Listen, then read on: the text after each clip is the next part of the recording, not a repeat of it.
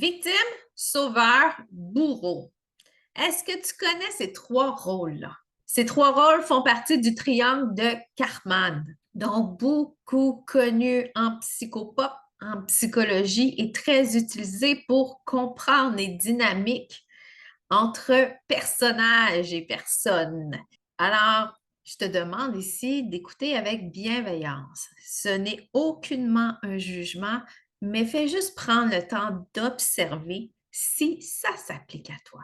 Ça ne veut pas dire que tu es une mauvaise personne, mais c'est une dynamique que tu as possiblement appris au courant de ta vie, que tu as intégrée malgré toi, parce que l'éducation est faite par imitation. On va commencer par la victime. Alors, la victime, elle subit, elle se plaint et elle est impuissante face à sa propre vie. Donc, elle se dit, je suis faible, on doit m'aider. Ou je ne suis pas capable. Ou ça arrive toujours à moi. Son but, par contre, c'est qu'on s'occupe de moi. Alors, en théorie polyvagale, qu'est-ce qu'on dit souvent de la victime? Ça vient de l'état dorsal. Dorsal, qui veut dire plus figé dans ta réaction. C'est quelqu'un qui est beaucoup plus léthargique, qui est inactif, qui déprime, dépression. Il dit souvent aussi, c'est trop difficile. Il s'isole et ça frôle l'épuisement et la lourdeur. Il ressent de la lourdeur partout. La vie est lourde, la vie est lourde. Un petit bémol, quand on vit des situations, soit de façon répétée sur un laps de temps ou une situation, puis qu'on a le droit de se sentir affligé aussi. Mais à la longue, notre réaction, est-ce que c'est de rester dans le niveau de victime ou de s'élever pour prendre des actions pour s'en sortir? Alors, ça, c'est le seul bémol que je voulais te faire par rapport à la victime. Parce que oui, ça arrive qu'on vive des événements, mais si tu tournes toujours dans ton même carré de sable, puis tu ne veux pas en sortir, mais là, c'est que la victime peut choisir de rester victime, comme j'ai dit, pour avoir de l'attention, qu'on s'occupe d'elle. Le deuxième rôle, c'est notre sauveur. Notre sauveur. Oh, il y a beaucoup de femmes, malheureusement, qui entrent dans ce rôle-là, que ce soit par la culture, l'éducation qui nous a été transmise, par la religion judéo-chrétienne aussi, et que souvent, et malheureusement, ces femmes-là ne voient pas la valeur qu'elles ont. Alors, elle prend la responsabilité de l'autre, des autres et de la planète en entier sur ses épaules. Donc, c'est pour ça qu'on voit souvent quelque chose comme ça arrondi. OK, je suis à ton service. Ça, je voyais beaucoup ça avant. Alors, prendre la responsabilité de l'autre pour ne pas prendre la mienne. C'est triste, mais c'est ça. Alors, qu'est-ce qu'on peut faire avec ça? Bien, ces personnes-là ne sont pas capables de s'introspecter. Ils vont se valoriser en étant au service des autres parce qu'ils sont utiles. Mais si tu te sens utile, c'est quoi ta propre valeur à l'intérieur?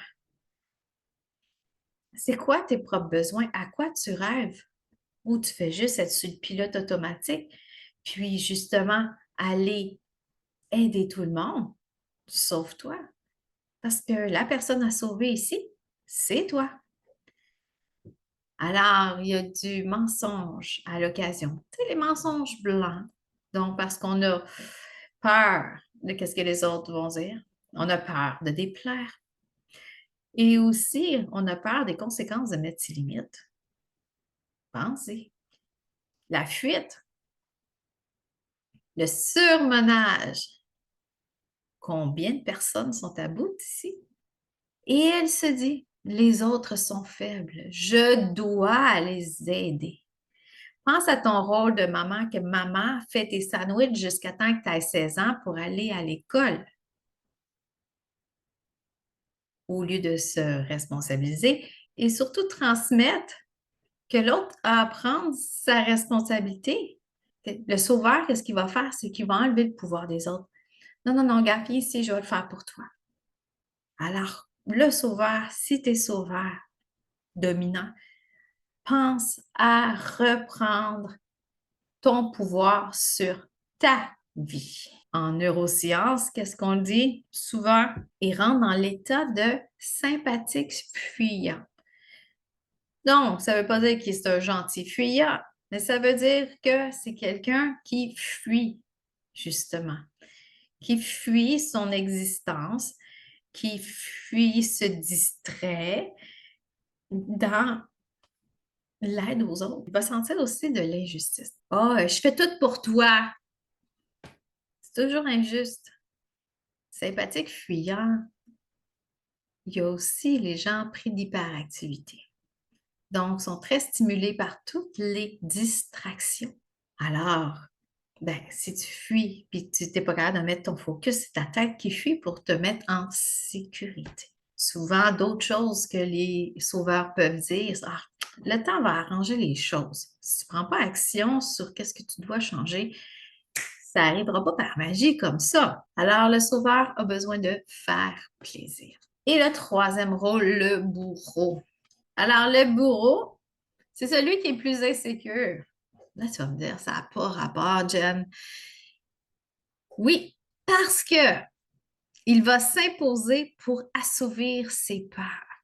C'est un contrôlant.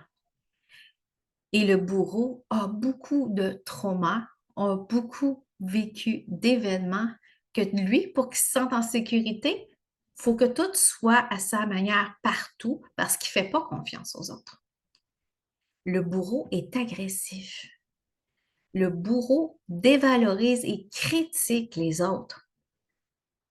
Parce que moi, je suis meilleure que tout. Been there, done get that, got the t-shirt. Puis lui, qu'est-ce qu'il se dit plus souvent? C'est je dois leur dire comment faire, être, agir, parce que je sais mieux et j'ai raison. La personne qui a le dernier mot, c'est-tu fatigant, ça?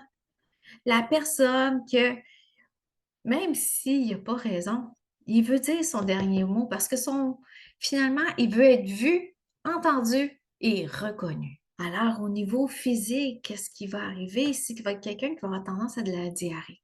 Il va avoir de l'inflammation, donc du reflux, des ulcères. Il va faire des cauchemars. Il va être super tendu, crispé, la mâchoire comme un pitbull, donc serré, puis des maux de tête à cause des tensions, puis de l'impulsivité. Il faut avoir un environnement calme. C'est pas ça qu'on a pas tout avec le bourreau, là.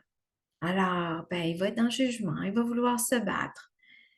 Il va dire des choses comme la vie est dure.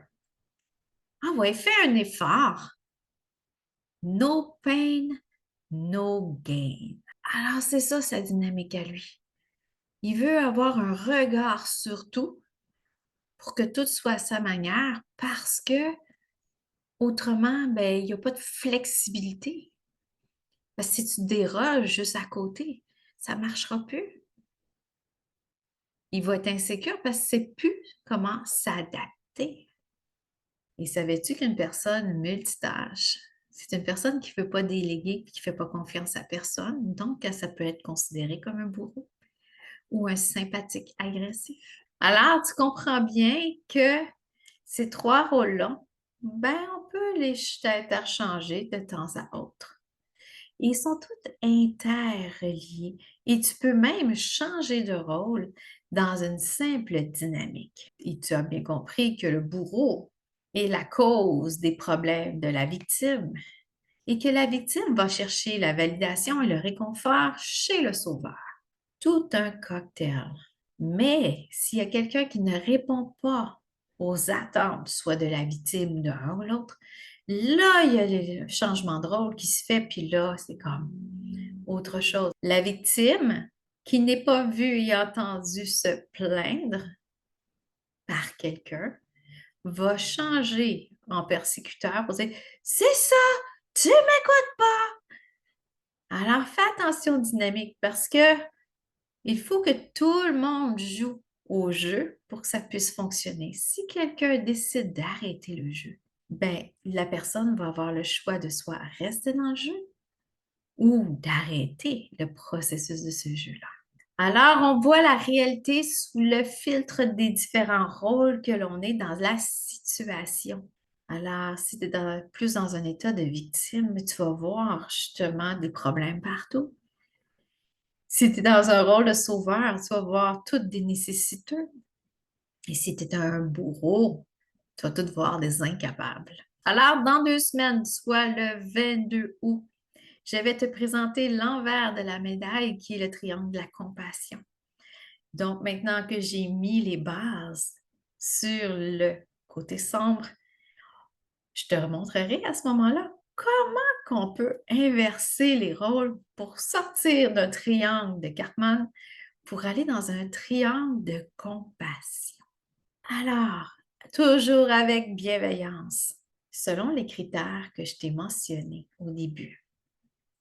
Dans quel rôle que tu es le plus souvent?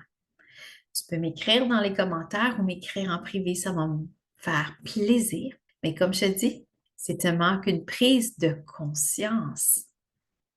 Et dans 2 semaines, abonne-toi pour ne pas manquer la version inverse, comment on peut changer les rôles en reprenant plus le pouvoir sur ta vie.